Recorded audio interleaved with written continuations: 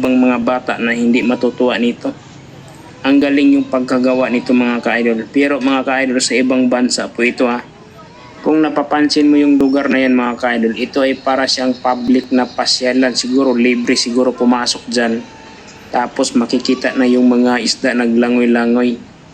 Kung napapansin mo dito, pati yung isda ay talagang masaya naman siya na nakakita ng mga tao. Yung mga tao naman, mga bata ay masaya din nakakita ng isda. Siguro ito na yung solusyon ng mga bata na matakaw sa cellphone, na halos oras-oras maghawak ng cellphone at hindi na mautusan. Ito naman ay kakaibang idea na lumilipad yung mga alien. Kung napapansin mo dito, walang kapagod-pagod yung mga alien na ito. Ang nakakatuwa lang talaga dito, pati yung nanonood ay talagang nag-enjoy. Sino ba ang hindi ma-enjoy sa ganitong palaruan? Yung isip matanda ay isip bata na. Biruin mo naman, marami silang nakikita naglipad-lipad doon sa ibabaw ng ulo nila. Siguro nagugulat sila bakit may mga naglipad-lipad sa taas na para sa ibang planeta. Kung napapansin mo dito, mapatalon talaga yung mga bata pati yung malalaking tao. Dahil first time nilang nakikita na para sila nasa ibang planeta or nasa langit.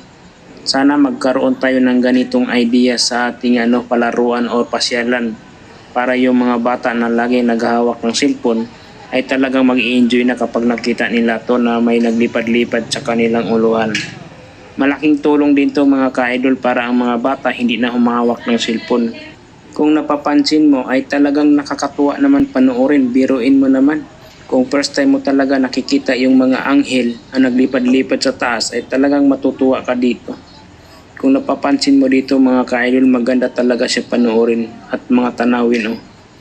Ito pa, may ibang hayop na naman dito. Ano to, elepante na may pakpak, naglipad-lipad din. Tapos sa ibabaw niya ang daming mga ibon. Siguro may mga agila dyan. Tapos may umiikot-ikot pa, ano to, parang helicopter. Ang galing talaga yung nakaisip nito mga ka-idol. Malaking tulong talaga to sa mga kaisipan ng mga bata at mabago. Pati yung mga matanda ay nagiging bata na din ang kaisipan nila. Dahil sa ganitong idea ay